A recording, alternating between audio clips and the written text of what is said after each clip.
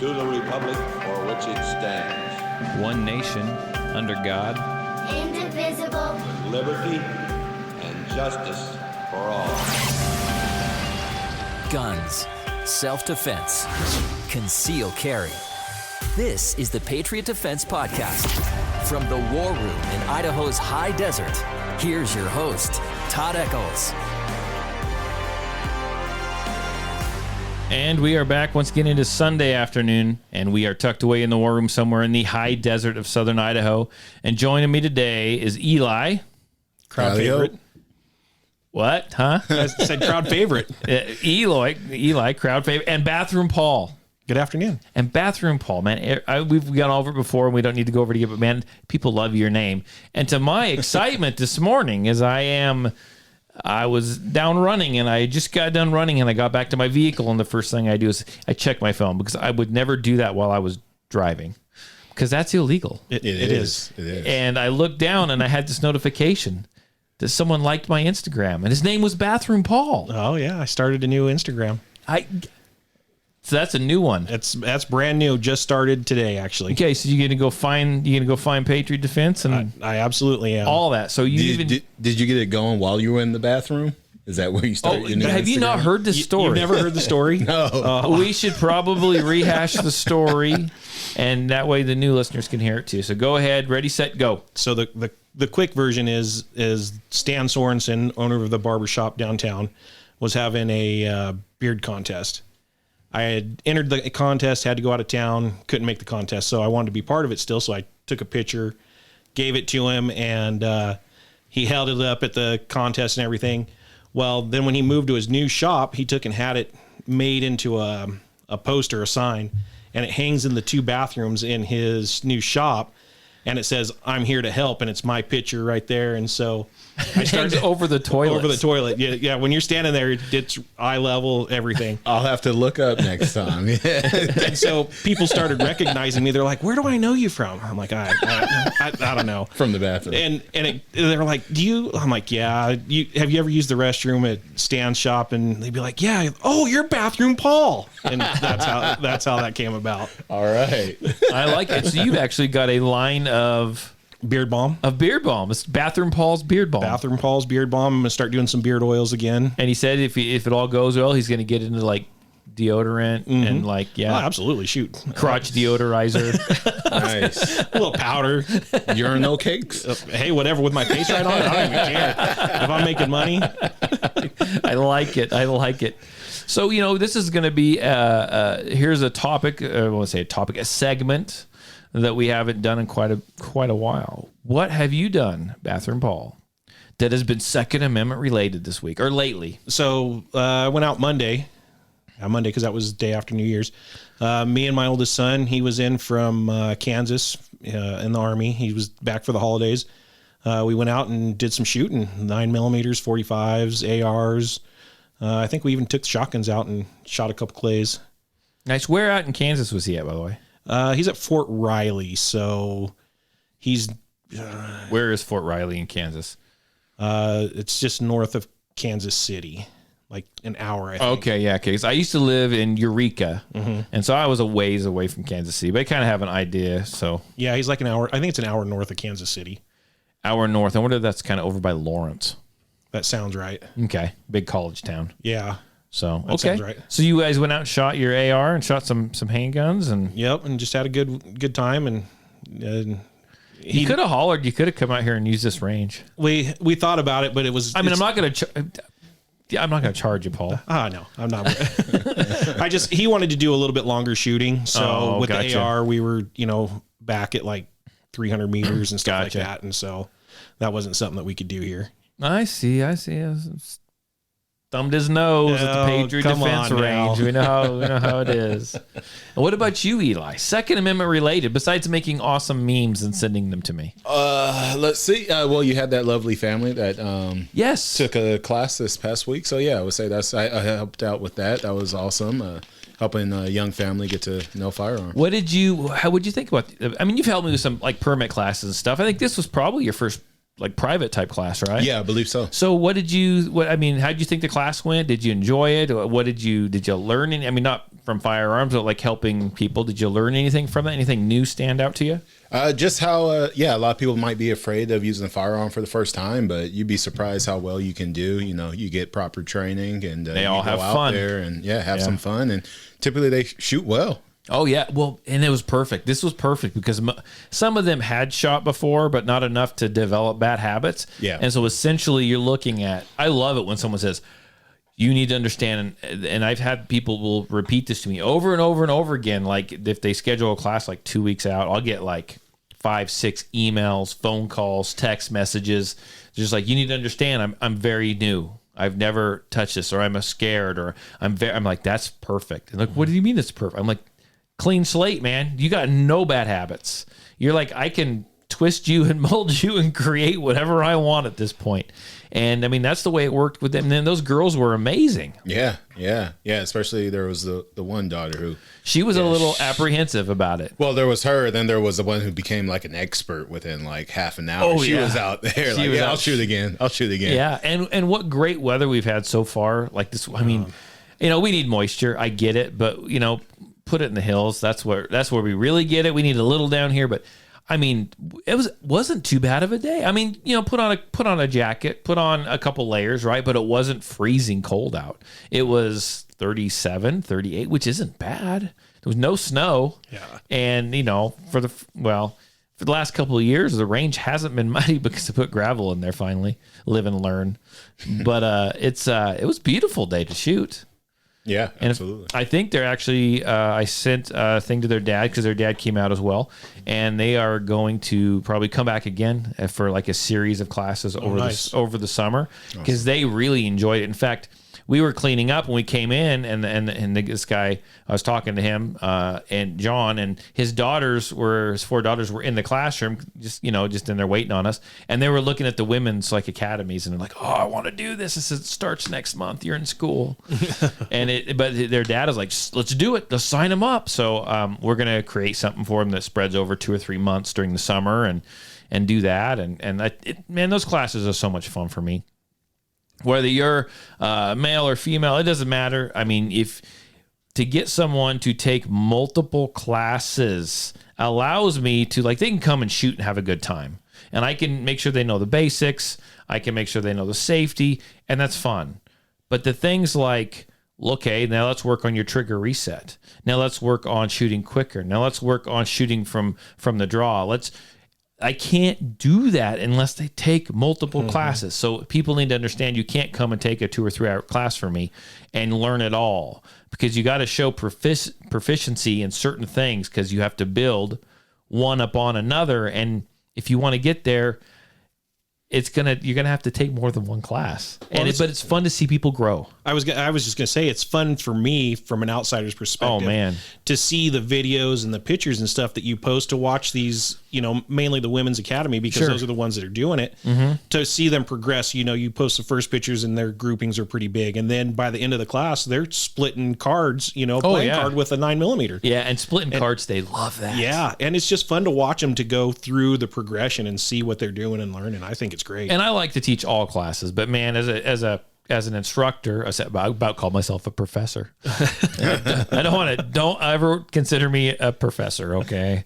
But as an instructor, I love to see them progress, and I don't get to see that all the time. Yep. And I think that's really why I enjoy the women's academies, or being able to sell like a group, like a package deal to people, because they will progress. Now I just got to convince them in between classes, they like practice to like dry fire, to go shoot on their own, to do something.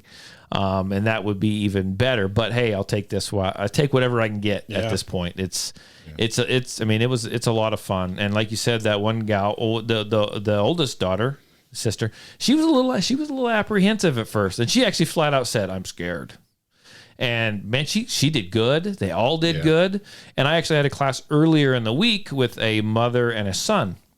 And the son was into firearms. The mom was a nurse, and she had dealt with a lot of, she told me she had dealt with a lot of like gunshot wounds and stuff like that. People coming in, and she's like, guns scare me. And it's mostly because I've seen I've seen what they can do, right? And as far as, when people, have accidents or defend with them, right? She's seen kind of what can happen if someone gets struck with a round.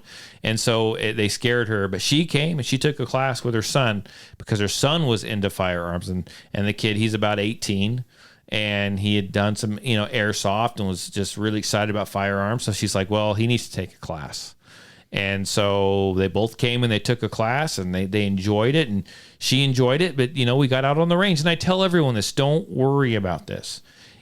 If she came with her son, she paid for her class, she learned the safety, she learned the fundamentals, but when we went out on the range, she didn't even fire around because it was just too much for her.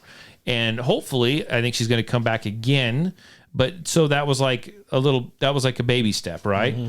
And maybe I can convince her to take a couple shots next time she's here. And that's fine. I don't want anyone so stressed out they leave here just like all crazy and like, I've had enough. And, I never want to do that again type of thing. So hopefully she'll progress and move forward. But that's, for some people, shooting a firearm can be very stressful. Oh, yeah. Depending on where you lived, what's your experience with them, what you've seen. I've had people that I've lost friends to firearms. Not that they think firearms are bad, but it scares them.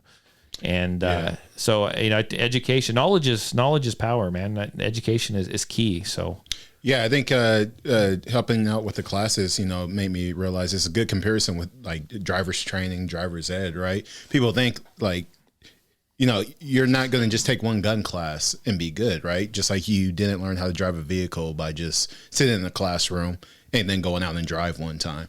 Right. So I think it's a lot like that, right? And vehicles also kill a lot of people. We know people who have died from vehicle accidents, but you don't let that scare you out of driving, right? You know that, hey, if I do everything right, I take the training, you do driver's ed, then you get out there, do driver's training, then that's what's important for that not to happen to you or for you not to be involved in that. So same thing with firearms, right? Yes, it can be a deadly weapon just like a vehicle can, but taking the training is a step towards making sure it's used for the right reasons. Yeah, it's when it's used wrong, right? You use it for defensive purposes, but it's there to do a job. It's a tool. Yeah. And the really bad ones that you hear about on the news is people using the tool like incorrectly. Yeah. Then that's what it is. And it's funny how, you talked about driving. You wouldn't go drive without going out and having, some practice and getting taught. And getting taught. So it's interesting because a big thing right now that really concerns me I don't know about everywhere because I don't know how it is everywhere, but I know in the state of Idaho with hunter safety. Oh yeah. There's not a shooting requirement anymore. Not at all. Not at all. They did bring the field day back. The field days went out the window with COVID. But the field day is such a joke. If field day is such a joke, that's when they should be shooting. And granted, most people, not all of them, but most people, right? They're going to grow up with dads or brothers or cousins or uncles or moms or whoever that already hunt. So these kids are already going to, hopefully get the good quality shooting and learn how to do that. But then there's that single mom that, she doesn't hunt and she's got, maybe she's got 3 kids, 2 boys and a girl. And maybe the boys are, they don't have a male role model or figure, a dad in their life. And they live in Idaho and they want to go hunt.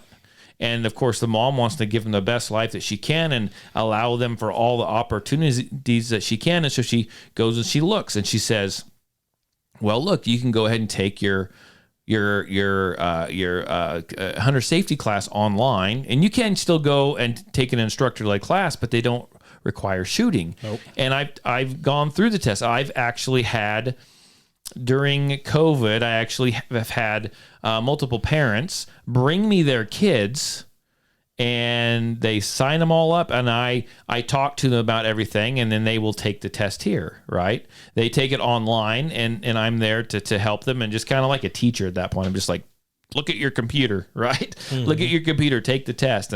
And when they're taking this test, and they go through and they talk about safety and how to handle the firearms, instead of just reading about it, I have them hit pause, and then I am like, being like their parent almost, and then I'm like, here's a rifle. Let me show you how to hold it. Stand up here. Let's do this. Let's do that. And then when they pass the test, we will go outside, and the parents want me to have them shoot because they don't get a chance to do that. And if you have that single mom, she can get her kids through all that, and then what do you do? And I mean, they don't have a gun. They don't have the this. They don't have a that. They have to find a mentor. And there's good people out there. There's good people that hunt and that shoot that will help kids out. But I mean, man, that should be a requirement. I don't think they should be scored. There should be no shooting test. But good God, they need to know how to use an actual firearm, not just read about it. So when I took Jonah for his hunter safety course, that was 7 years ago. Yeah. We went all the way over to Blackfoot because that was the in-person where they had an in-person class.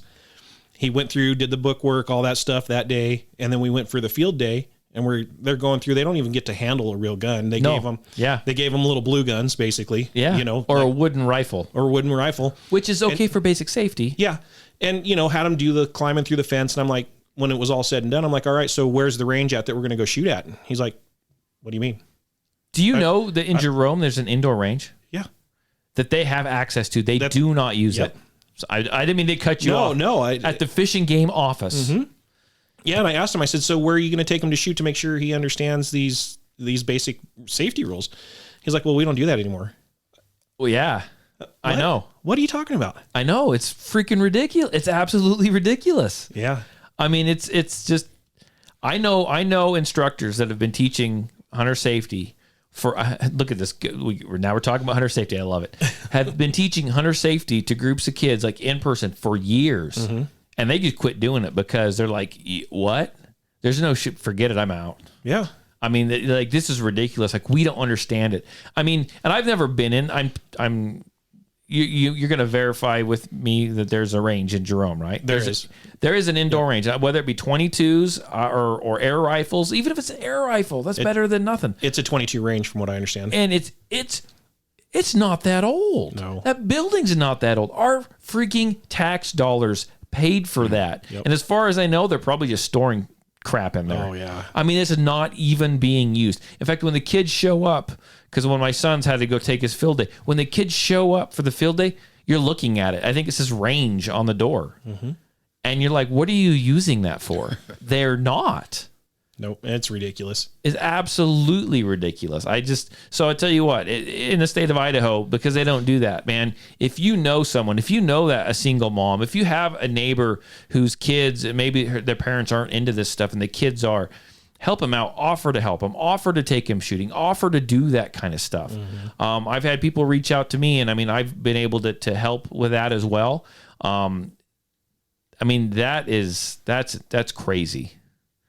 As far as I'm concerned, that is absolutely crazy. I agree. I mean, how do you know somebody's being safe if you don't actually put them out there? And you can say, oh yeah, you passed your hunter safety course, but I never actually saw you shoot around. Yeah. I mean, even in the permit class, you got to shoot 98 rounds. Yeah. We don't have to score it, but you got to shoot it. Yeah.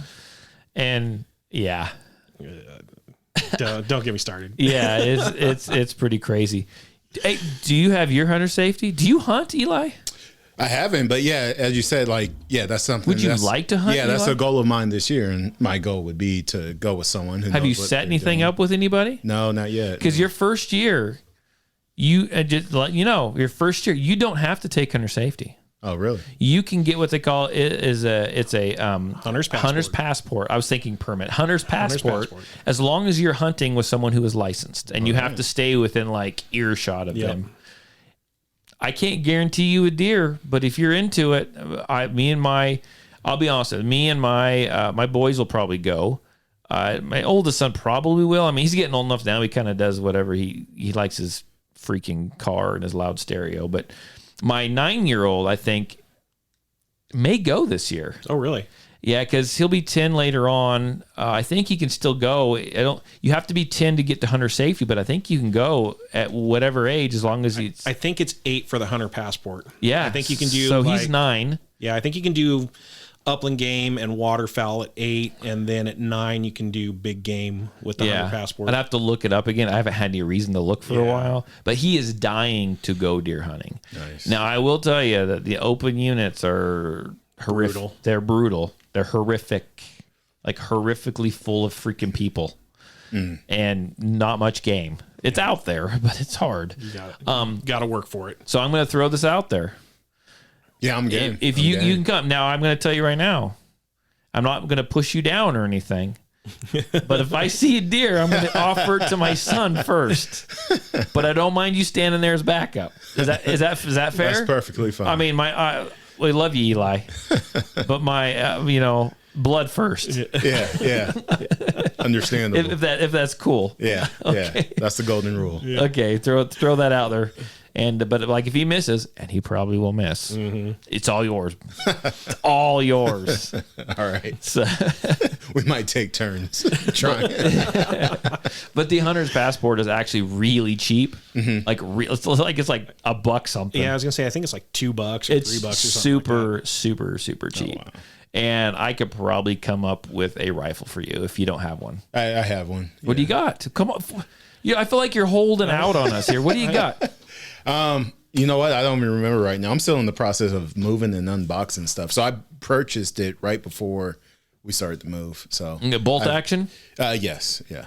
You don't remember the caliber? I don't remember anything. 270, 30-30, 30-06. 308, 7mm08, It's 790. 308 actually. Yeah. 308. Have you ever shot it? No. Holy.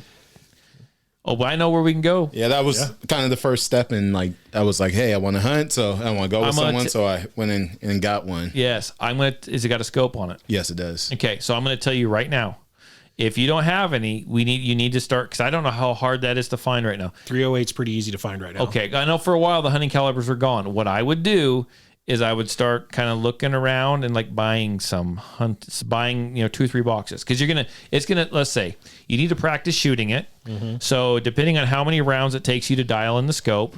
Okay, and I've got a vise and all kinds of stuff that we can go out and you can do that properly. Okay, so I would say a box for that. Probably not that many, but let's just say a box. Yeah, because that's 20 rounds. That's 20 rounds. And then I would buy 2 more boxes.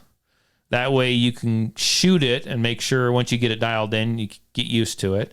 And then closer to the season, go out, shoot it a little bit more, save yourself 10 rounds for hunting. I mean, does that seem reasonable? Oh yeah, when I hunt, I usually have 3 rounds and that's it. Yeah, because I'm not getting many more shots than that. If it's a general unit, it's tough. I have to have lots because I got kids.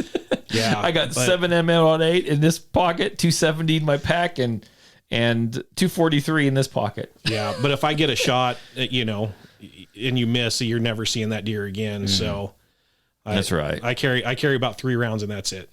Okay. So I mean, if you want to, I'm game. start preparing, and I just out here, I'll take you out. I got a place, and we'll go shoot. All right. We'll invite Paul, who'll come with us. Yeah. Step 1, figure out where I put the rifle. Oh man. I've got a rangefinder and some binoculars, so we don't have to keep checking the freaking target. It makes it really nice. Well, I've got a spotting scope you guys could take out, or we can. You're gonna come with us. Yeah, good. We're gonna have a Patriot Defense sight in your rifle day. Yeah. Nice. I think all mine are pretty sighted in. I should probably clean mine.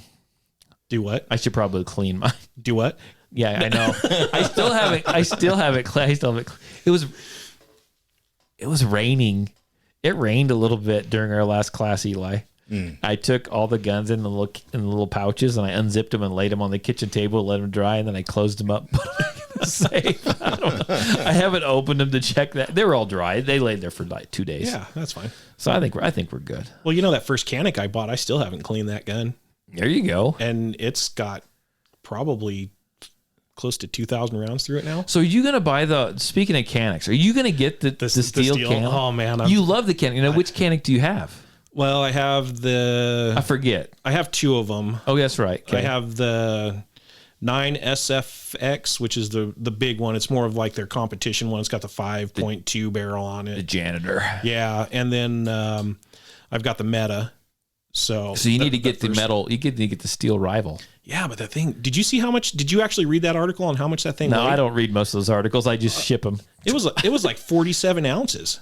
Well, it's like a good steak. Yeah, it's. I think it weighed in at something like almost 20 ounces heavier than the standard Canic. Are you gonna buy it? I'm thinking about it, but I don't know. Yeah, you should. It's pretty. It's pretty. I got my hands on a. I'll talk to you. Well, I got my hands on a brand old, but brand new, not even fired. Smith & Wesson first gen M&P. Did you really? I do. 9 mil. Looks just like my 2 point. Well, it doesn't look just like it, but it's pretty same thing, just first gen. I think I'm going to go through and just like give it the works. You're going to give it the Gucci job? I'm going to give it the works. That's right. I'm going to get me a trigger for it. I might actually have the thing cut for an optic. I might just Gucci it all up, man. What was that show called? Pimp Your Ride? Pimp Your Gun. Yeah, Pimp Your Gun. It's freaking hell. That sounds like it. Tank in it. That sounds like it. Yeah. That sounds like a YouTube series. Yeah. Pimp Your Pistol. So if you were gonna go buy, you were gonna go buy a Desert Eagle the other day, weren't you? You mentioned that if you had the money, you go buy. Yeah. Right now, I had the plumbing issue, so Yeah. everything's just a dream. He got upset and tried to flush his Glock and put it where it should go. I don't And blame him. It jacked up his plumbing. The plumber showed up, gave him his Glock back because nothing kills them. Now he's stuck with fixing this plumbing that he broke. See, that's how it happened. I don't blame you. Yeah. I've almost bought that 10 millimeter now twice. Oh, in the Smith & Wesson. The Smith & Wesson. Okay. The Smith & Wesson. Glock. He's smarter than that. I'd rather buy that high point. Here's the thing with that 10 millimeter Smith & Wesson. Like, I was gung ho on it too, but like, I don't know, man. It's just like was here, and you saw videos, and then it just faded away like quickly, like overnight. I mean, and so that almost makes you go, why did that fade away? Have you looked at the price of the ammunition for that thing? Well, yeah, but I mean, just the fact that it was a new gun though, and I thought it was be the latest and greatest, and it just. I don't know what's wrong with it. The reviews that I've seen, there's nothing wrong with it. Everybody says it's so expensive to shoot, man. I for the cheapest stuff I could find was $30 a box. Yeah, but a 10 millimeter is not one of those ones that you go shoot a bunch. Yeah, that's true. I mean, you put it when you go to the mountains, right? You wear it when you go to the mountains. So I don't know. I High Point, man. Yeah. High Point, the JX, whatever. And it'll be cheap, $250, man. Yeah, but that is still pretty freaking cheap. So yeah, I think I might end up with one of those. I'm kind of excited. Are you about gonna unbox it like you did with the Yeet cannon? Where Might you drag as it down the it's four-wheeler? got to go through the same. It's got to go through the same torture test, right? Did you ever see that video, Eli? No, I haven't. It's on YouTube. It's on YouTube. All right, I'll have to check. It's on the Patriot Defense channel, down at the very bottom somewhere. I have actually released a couple videos. Did you see my video? I did. I saw the one of dry fire. I'll be honest with you, and I'm gonna just lay this all out there when it comes to YouTube videos. I've had videos. I got a. Well, they're not public. I got a bunch of videos on Vimeo. Oh, really? Yeah, I subscribe to Vimeo. I pay for a service. I kind of make my videos and store them there right now because I can lock them down and just send them to certain people. Like if you have this code, you can then view the video. And there's some customers, students I had that were up in Jackson Hole, and their friend was taking like the women's class and they couldn't make it down here. And so I was making videos and then sending them. She paid for the class and she just wanted me to send her the videos. So, I mean, I was doing that, and videos are kind of rough. I always think I look goofy or sound goofy or feel goofy doing it. And I'll be 100% honest with you. YouTube bothers me because it bothered me for quite a long time because it's like, what comments am I going to get? You always got and I know not to take them personally, but they irritate me, right? And I feel like everyone's done YouTube videos on the grip. Everyone's done a YouTube video on the trigger press. But you know what? People still do it. I mean, and so I went ahead and just kind of resurrected some of these videos and put them together. And I'm going to try to put out one every few days. I got a handful, and maybe make some more. And I just kind of have to get some tough skin. I know it sounds like poor me, but get some tough skin and just put them out there and just see what happens. Yeah. Well, can you do like the White House? Just make it so nobody can comment on it. I certainly can. Get rid of the dislike button. Yeah, I know about that. But I kind of have to have a way for people to interact, or they, whatever. I don't know. I don't like mean people, Paul. Nobody likes mean people. So, did you watch the video? Have you watched one? I didn't watch the Actually, new. you will. If you're on Patreon, you've seen some of them. Yeah. But they were on Patreon first. Yep. I need to do more on Patreon. You're like, yep. Yep. Yeah. So, What else? Oh, my new gun that I want to buy is in the shopping cart. Just push that purchase button. Just push the buy button. So much money, Paul. Yeah, but it's a new year, new tax write-offs. New year, new me. New year, new tax write-offs. New year, new me. It sounds like the commercial that I actually voice my own commercials now on the radio. Oh yeah. I wrote my own commercial. It's a new year. It's a new you. It's time to. We can go on and on, but I don't know. I could push that button, man. Do it. It's a pretty gun. Oh, she's sexy. Yeah, she is. She looks like a little Porsche. Yeah. Have you seen pictures of it yet? No, I haven't. Oh, why? Well, I just happen to have it pulled up right here. it's good looking, isn't it? That is. It's a good looking gun. She looks good. That's the basic length model of the John Wick gun. Oh, is it? Yes. They go, I'm John Wicking it. John Wick in it. Oh my gosh. Unlimited reloads. What'd you say? Unlimited reloads. Unlimited reloads. Have you seen my ammo stash? Unlimited reloads. But you had a good topic of conversation. So this is, so I'll back up. We have gone around. We've been doing episodes like twice a week now.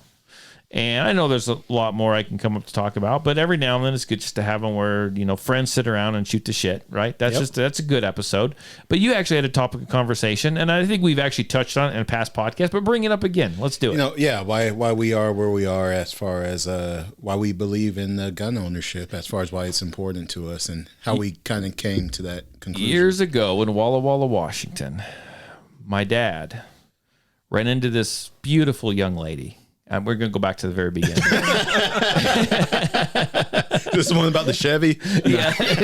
Down by the levee. If it's a rockin', don't come a knockin'. We'll start. Is your question? We're going to start with you. Oh, man. You can't top that, can you?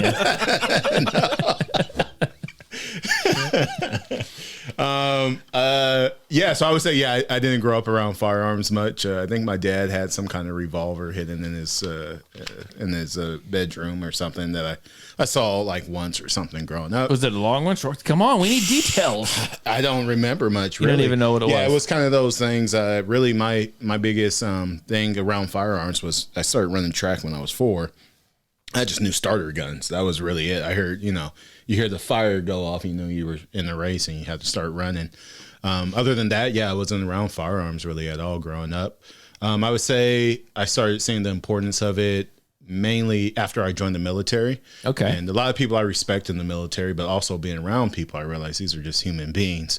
Right. And as far as defending our rights and all that, I realized like, hey, if these guys I'm around, are able to have these firearms, I think it's important for the public too as well. Gotcha. And I don't think anyone is going to defend my family. It's your responsibility. Yeah. So that's when I thought, if I have a firearm and they're saying I need it for the military service, and I think it's important for me to have one outside as well. So what was the first one you bought? That was a Springfield XD9.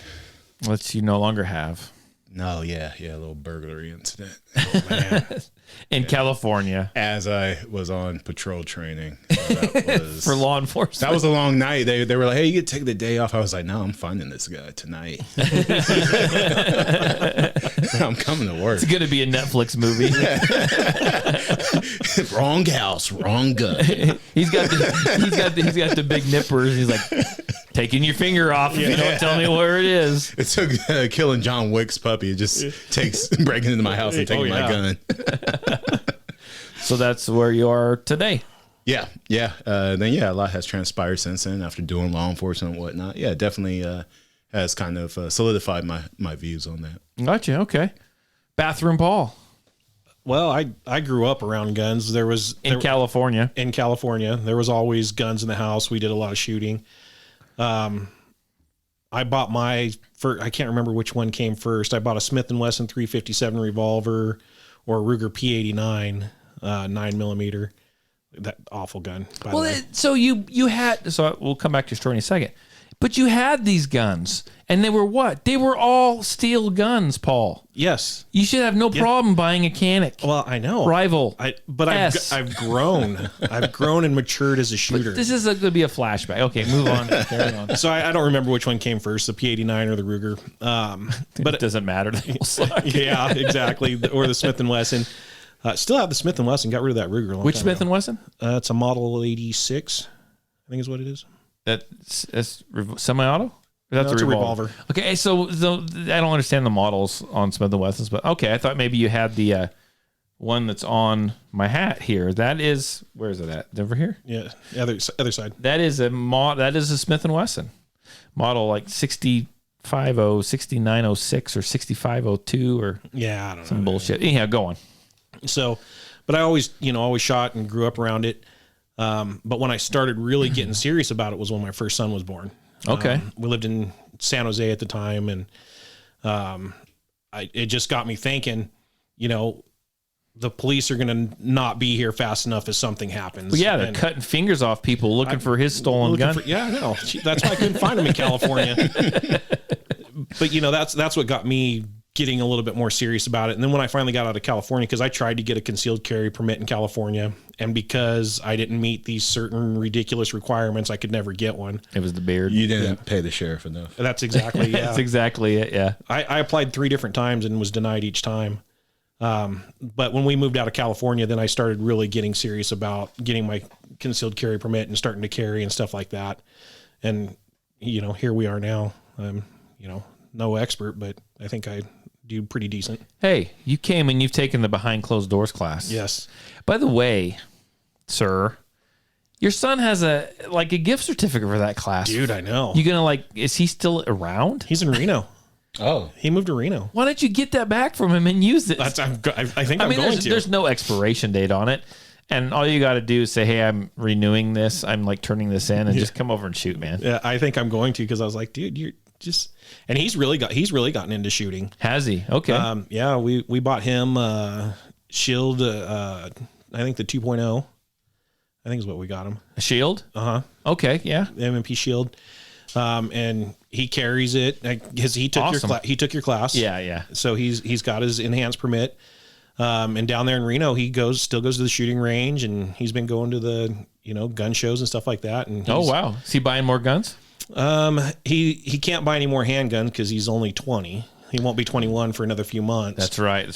You gonna So- buy him the Rival S? Maybe. So we can have matching guns? Well, no, his would be steel. Oh, yeah. He can handle the weight. He's a real man. Yeah. But he's into it now, huh? Yeah, he's gotten a lot more into it. Even when he came down, he was down here for Christmas also. And him and my boys went out by themselves and went and did some shooting. And Awesome. made sure to send me pictures and rub it in my face because I was working. But Were they gripping it correctly? they were. That's good. They were. I always wonder if what I teach sticks. I know you taught them too, but Yep. you always wonder when I send these people out into the wild, are they going to revert back? Yeah. No, he does pretty well. That's good. That's good. So now you're all looking at me. Yep. Now it's your turn. yeah. Everyone's heard my stories, but I'll tell it again. As far as how to carry, when I grew up, my dad, he had a shotgun, and that was probably it. And he didn't really hunt. I think I'd gone pheasant hunting with him a few times, right? And so I didn't do the handgun thing for the entire time I was a kid, anything like that. And, actually when I first got married is when I actually got into firearms, and I actually absconded or borrowed. My dad still says it's my grandpa's, but I hunt with my grandpa's rifle. He's long dead, but it's still grandpa's rifle. But I have the 270, and I got the shotgun. I bought a shotgun for hunting, and that's kind of how I got into it, right? And then many years ago, I actually, after I'd gotten married and had a few kids, we lived here, but we were all around family, and my dad had never shot a handgun. I'd never shot a handgun. And we moved to Kansas. And this was in the era of online forums. And I was a member of all of them. All of them. And when I was in Kansas, there was one, I forget what it was called, Kansas Concealed Carry Forum. I think it's, some basic name. But I spent a lot of time on there, and I was like, you know what? This is a thing, right? In Kansas, had just gotten actually concealed carry. And I don't think it was that big in Idaho yet. This is before the whole concealed carry craze like really kicked off. And I was just reading, on this forums, and it's this whole idea. It was really odd to me. Not odd, but just different because I'd never thought about it. I was like, and people out there actually carry firearms, right? I didn't think there's anything wrong with that, but I didn't grow up around it, so I guess I never thought that was even an option. I didn't know that was an option, that people actually can carry guns on their persons. You'd see it in the movies, right? Yeah. But that was the freaking movies. And I was like, man, when I go to Walmart, like people have guns on them. Like, and I would think back to like long time ago when I was pretty little, like when that carpenter like came over to our house, and we actually called them carpenters, right? Handyman carpenter, and like built the band. I wonder if that dude was packing a gun. I don't know why I thought about that. He was a nice guy, but that's where my brain went. Like people I'm around every day, like carrying a firearm. I was like, that's cool. Maybe I want to freaking do that. And I was in Kansas, and I was my family, right? My wife and my kids, but we didn't know a soul. We're thousands of miles away from anyone or anywhere that I had ever been before. And we're just kind of like there. And at about this time, I was kind of getting into politics too, and the world started to go to hell, like really go to hell and like fall apart. And, and so I purchased a firearm, and my very first gun was the, God, don't make me say it. You know what I'm going to It's so great because it's embarrassing. It's embarrassing. The whole name of the gun is horrible. Well, I could just get around it and just say it was a Makarov clone, 9x18 Makarov clone. Do you want me to say it, Paul? I want you to say it. It was a Hungarian gun, and it was the FEG PA-63. Say that again. It was a FEG PA-63. Yeah. Anyhow, it was a gnarly little gun. It was cool looking. It was really gnarly. I went through and put a bunch of. It was like when you could buy them. Like it was like military surplus. I mean, that's what it was. That's what it was. And you could buy them like $120. And God, this is going to be horrible. I actually actually, you know what? It's like a high point. So let's talk about this, because I need to like rewrite my little story now, because I'm like way off. Okay, I'm old and I don't remember yesterday. Ask my wife. So that was Kansas. I got a better gun. I had that gun with me when I went to Kansas. I actually bought, you already had that one. Yeah, so I bought it, but this is when it started though. I was actually moved to Oregon from Idaho, and I bought it before I moved, but I didn't get it till after I moved. Well, and that's a long illegal story, I'm sure. But I bought this gun, and it was. I think I could talk about this.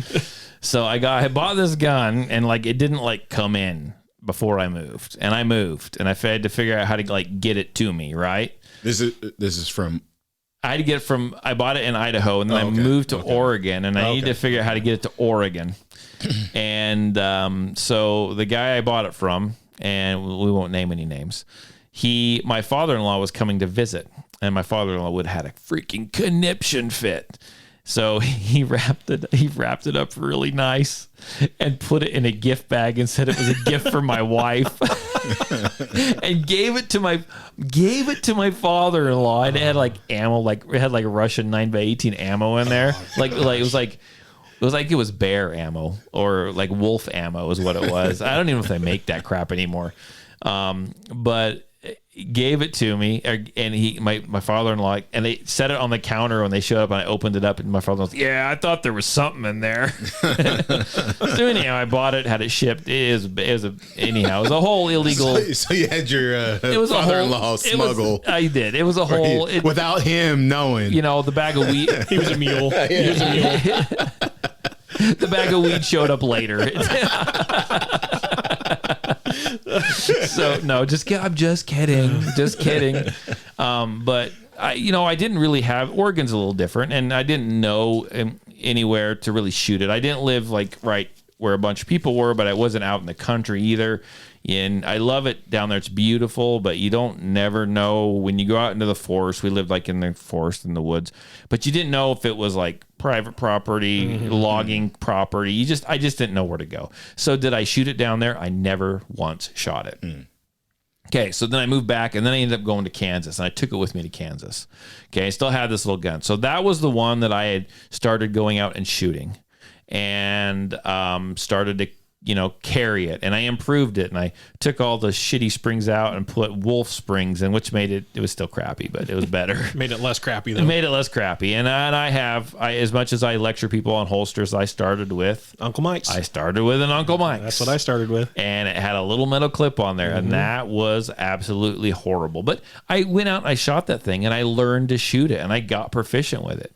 And then I decided, I was on these online forums, and that was my very first handgun. And my next handgun was an actual Springfield Armory XD9 some compact, which I still have in there. Great little gun. Big improvement over that one, which I wish I had that one, but I don't have that Fag PA 63 anymore. I traded it, and anyhow, I got duped in some trade, but we don't even talk about that. That nightmare I traded for is in my safe. It's horrible. But so that my first I carried that one. My first actual carry gun was that Springfield Armory XD, and I got it because I felt like I needed to protect my family. The world is whatever, and I remember the first time, carrying a firearm, and it was just, we had on these online forums, we had what we called the Wally World Walk. And it was like a thing. Like, you get your gun, you get your permit, and I took a class over there to get my permit, and going to go walk through Wally World. Yep. Yeah, and you have, that feeling. You remember the feeling when you first carried your gun? Yeah.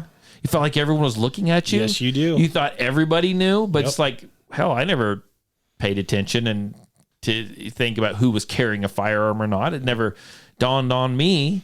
But you did the Wally World, and that gun's like carrying a freaking brick, kind of like your Glock.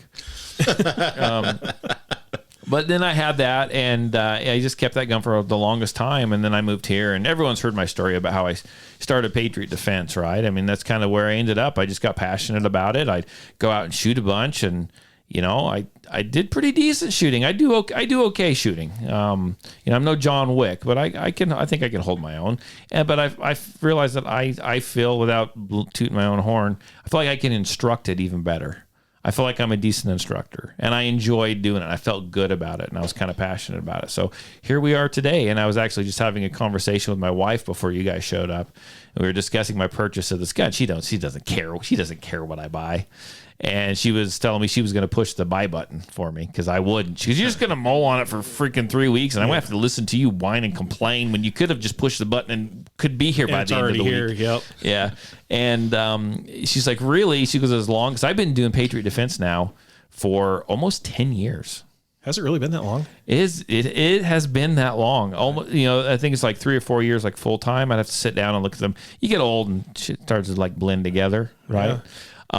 But she's like, really? She goes, everyone thinks you have a ton of guns because you instruct. And I really don't. I have, like, most of my handguns I have, and I really don't have that many, like 6 or 7. Yeah. And guess what? They're class guns. I view them as class guns. I bought them for a particular reason, for people to shoot in class, a 22 for someone to shoot in class, a easy, not that I would never buy those guns to begin with, but they're class guns. I don't carry those guns. Yep. Most of those guns I don't even have holsters for.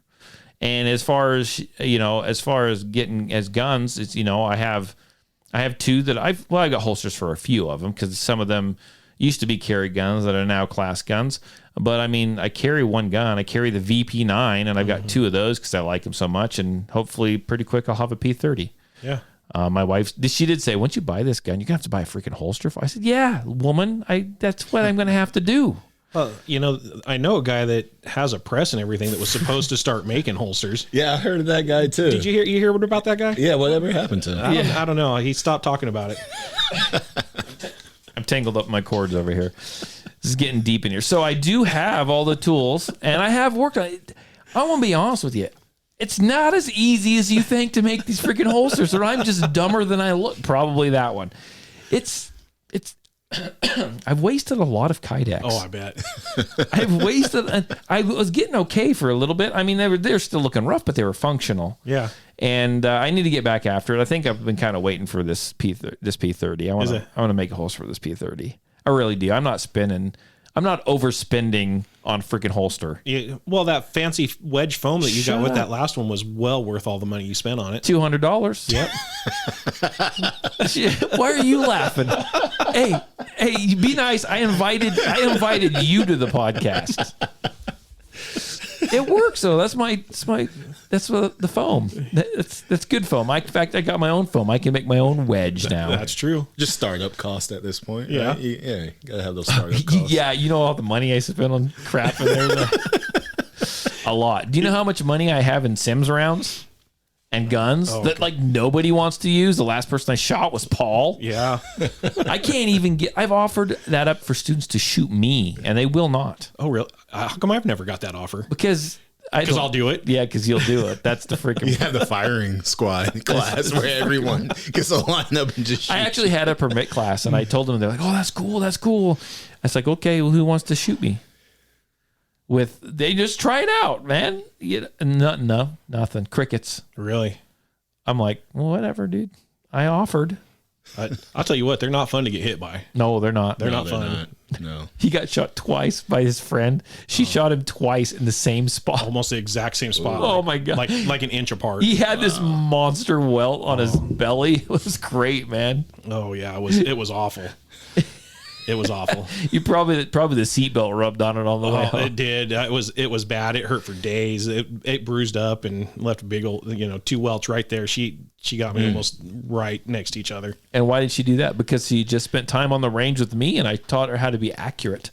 So yeah, because Todd's like, well, if she gets a bullseye, you let her shoot you with a Sims round. I'm like, yeah, she ain't gonna get a bullseye. Yeah, she got a bullseye. Oh, she center punched that thing, man. All you need is the right encouragement. Oh yeah. How close was the shot when she shot you? We were what, 20 yards? 20 yards, I think. Yeah, about 20 yards. Imagine if she'd been 7. Oh gosh, no, that would have been. I keep that sweatshirt hanging up right there because that's a pretty thick protector. Well, and I had 2 sweatshirts on that day, I think. Yeah. Yeah. Oh, I think you put mine on. Yeah, I had one of my own. Did I make you wear a mask? I put your mask on. Oh yeah, we had a mask and everything. Yeah. Yeah, I didn't know. I wanted to make sure she wasn't like pissed off at you. Yeah, I probably would have deserved it. Yeah. So I do have something sad to say. You know that revolver that I liked so much, that LCR, remember? I tell you how I came about that revolver. You did? It's been picked up. Oh, really? I had that thing here for like 4 years. 4 years. And I kind of forgot whose it was until I got a message and they were asking about it. I went, oh, crap, that is yours, isn't it? I couldn't tell them no. Yeah. Because, I'd posted pictures of it like on Facebook. Yep. And I gave it back to her and I was like, it's a little dirty. I've been shooting it, right? She goes, oh, I expected that you were. I kind of sad to see that go, but I don't want to spend money on one. Yeah. You know what's sad? Have What? you ever been to the property warehouse for law enforcement? No. Right. So all those guns collected and stuff, they eventually They don't give them back? Nope. They get smelted. They melt them down. Well, if So- it's a good shoot, they give them back. Nope. Oh well, yeah. But it might in that take- case, it but might as take- far as once it's Might take taken, years. like in its like a part- drug bust. Yeah, and it was part of a trial and all that, and it was evidence. They don't give it to anybody; they just sent it off. And so, yeah, going to that property warehouse and seeing like all the firearms, you're like, you guys are just gonna send this away? That'd make me sad. Yeah. Well, that's California though. Yeah. Hopefully, yeah. I don't know if they do that in Idaho. I know. I have no idea. If I'd resell them suckers, man. Yeah, I was like, you guys, and that's why I'm convinced. I'm like, I think somebody's Kid, you see, something gets lost on the way. yeah, especially some good ones. Can you imagine going to like the gun show and like the Twin Falls County Sheriff's Department's got a booth there, and they're like selling guns. No background checks. But can you imagine them having a booth there at a gun show selling the guns? Oh, I wouldn't buy one. I wouldn't buy one. I total setup. We're still trying to solve this case. So you want to put your hand on that? Yeah, touch this, fondle it a little bit. When you give it back, they're like, just drop it right in this plastic bag. What'd you say your name was? I actually had a buddy of mine. I haven't talked to him in a long time. He just was getting into firearms, and he's an accountant, and he was working actually at a place locally here. And one of his coworkers found out he was getting excited. He used to meet this guy, and we used to like go shoot like on his lunch. And this is back when I used the indoor range. And he was like, so and so, my coworker brought in this gun. Yeah, he brought in this gun, and he kind of wants to sell it. And he told me I could take it and shoot it. And it was like, he's like, he was very I was talking to him about this gun, and it was like kind of like in this like case. And I know actually it was like in a plastic, it was like a clear plastic case, like not a gun case. And he said I was like, did the guy like touch this gun? And he's like, no, he just put it on my desk and told me to go shoot it. And I'm like, yeah, Nope. I don't know if I'm not sure I'd be touching that if I were you. I'm not even going to touch the case. And he asked me, was I free last night, between the hours of 8 and 9? Okay. where were you? If there was any witness. Oh, shoot. man. That's pretty entertaining, actually. I will tell you, though, in this firearms journey that I've met, and I don't think he listened to the podcast. There's a guy that I met. I met him online. This is a real bad, no, not a bad story, but I met him online, and he lived in, and I don't know, I talked about him before a long time ago, and I know his name, but I'm not going to give his name because it was a long time before he actually gave me his name. And this was back in the era of, we touched on, I think, the last podcast, this Warrior Talk, these Warrior Talk forums, right? Mm-hmm. Where everyone thought they were going to, did you listen to that episode? I did.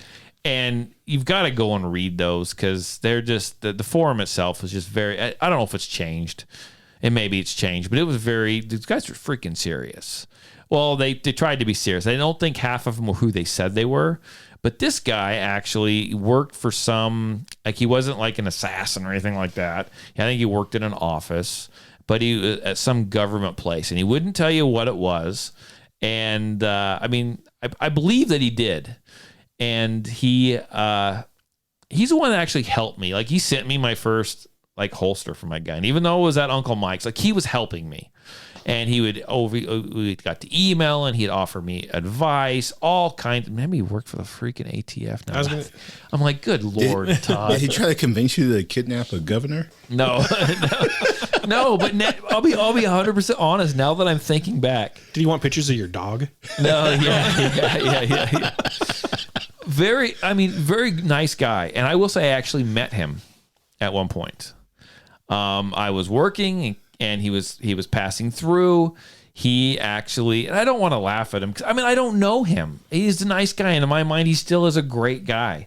In fact, it was about 6 years ago. Actually, I was still in contact with him a little bit, and he actually sent me some stuff. He's very into self-defense, and anyhow, I met him. He was passing through. He had to go like to Texas or something, and he actually met me at work. Like, he showed up to where I was going to work. He was passing through about the time, and I was working for Sherwin-Williams Paint in Emporia, Kansas, and he met me there in the parking lot, and we talked and shook hands and talked, and that dude was freaking serious. Like, he would tell you how to smuggle a gun into like a what do they like something zone, like what did they call it? What acronym did they use? Anyhow, it was like an MPZ, or I don't know what it was, but how to smuggle a gun. Like, the dude carried like a deep concealment gun and like another gun, and he wasn't supposed to take him to work, he said. Oh, and, wow. like, he did, and he would tell you how to do it. And he talked about having drop guns and all kinds of stuff, right? I mean, he's a great guy and full of freaking knowledge. Like, he had an escape plan out of the city. Like, if something were to happen, like prepping and being prepared, and he had an escape plan out of the city as far as like a raft to like get down the river, all kinds of stuff. I mean, he's very prepared. I don't personally know much about him other than that, so I don't want to give him a hard time in case he does listen. But he showed up, and he was showing me, he like opened his trunk, and he had this bag. and he had a bunch of loaded magazines like in this bag, or and he was going to show me something on one of his gun. They're handgun mags, and he was showing me. God, the more I think about it, the crazier this. I'm sorry, I haven't thought about this in years. Like he put on rubber gloves and like took the magazine out and told me he loaded all these with freaking rubber gloves. So his prints were on anything. Oh man. So if he had to use them, you're looking at me funny, but I'm just telling you. Well, I'm just wondering, did he have affinity towards dogs? Like, did he have a puppy that was killed prior? I know. Sounds like you met the real life John Wick. I know. I am. No kidding. I'm serious. I'm not even Did he making. speak Russian? I don't even know. When he said bye, did he say "До свидания"? So I'm like over here like putting. You see the look on my face right now because because it looks like everything's just starting to fit into place in your mind. All of a sudden, you're like, "Oh crap! Crap!" It is. Like he did go out of the country a few times, and I'm not even making that up to sound cool, but like he did, and Wow. but like when he went. Like he brought my wife back like gifts, my kids, like little trinkets, nothing crazy. Yeah. Very nice guy, and I could probably email him again right now, and he'd probably respond to my email. He did have oh my god. So yeah. Wait. I was so naive. So let me tell you this. God, I hope he doesn't listen to this. If he did, whatever he told me worked because I didn't put. And maybe he really did. He had some kind of like heart condition that I was told. And so he told me that if he ever disappeared like off the forum, like off the forums, that is because he had this heart condition and that he probably like freaking died, right? Like he didn't say he only had so long to live, but like maybe he did, maybe he didn't. And maybe it was just like if he disappeared, not to worry. Yeah. Does that make sense? Yep. I'm narrowing it down. It's either John Wick or someone who was just exchanged for a WNBA player. It's one of those two. The merchant of death. So, and I really don't. And I don't even want to say his name. I will tell you. Oh God, this is getting bad. I will tell you when I first met him. I wish you guys could see Todd's face right now. Oh gosh. But when I first didn't meet him, when I first met him on through this forum, like he gave me like everyone has like a profile picture. Uh-huh. It was a profile picture and it was a name. And then later on, after I got to know him, he told me, he goes, that's not my... So when he showed up and I met him, I was like, who the hell is this? It did not match his profile picture. Like he was catfishing you back then. That's you guys seen that movie? His name was different and he eventually changed his name for me. And I don't know if that was...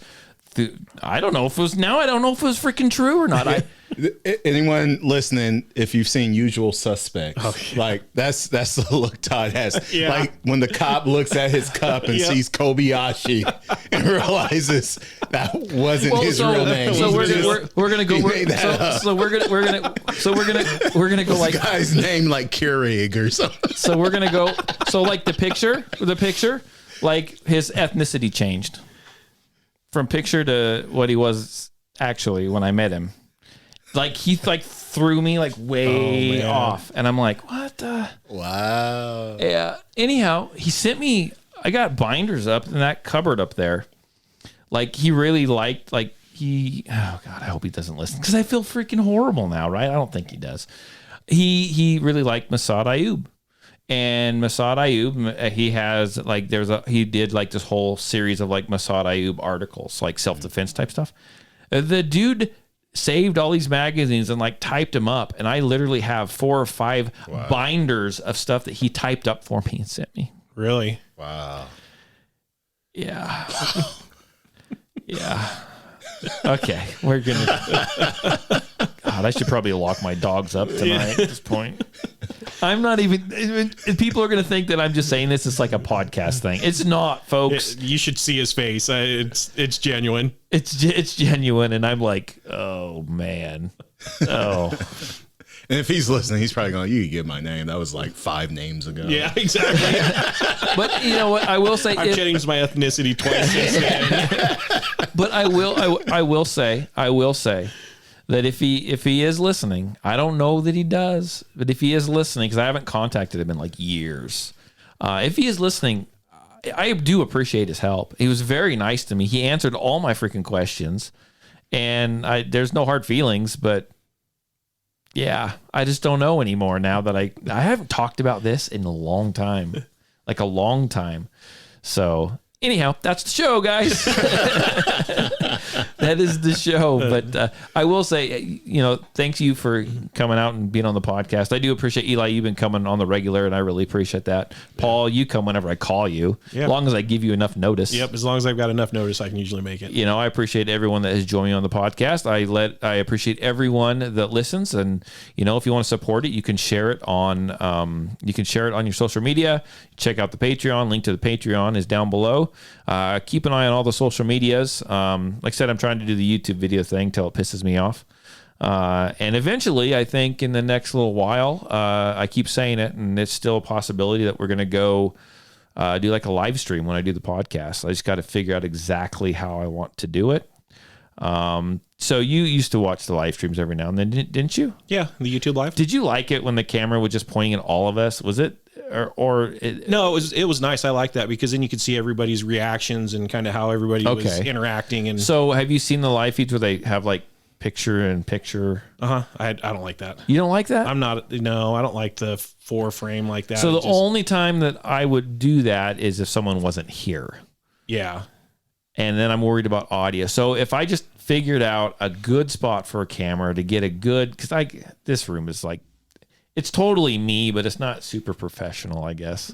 But I don't know if it needs to be. It fits perfect for a war room in southern Idaho. Okay, well, good. No complaints then. Perfect. Yeah, no, I think it's perfect.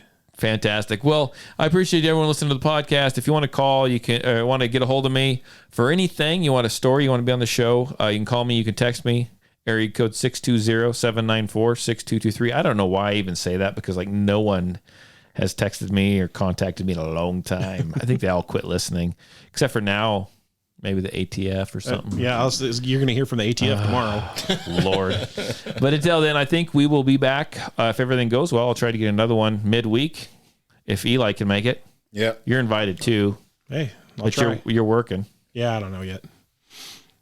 Okay, let me know. We do it Wednesday at 2. Wednesday at 2. Wednesday at 2, and I'll double check the time and dates to make sure and see if I'm still good, but I'm pretty sure I am. I'm pretty free this week. So, okay, we'll talk to you guys later. Bye.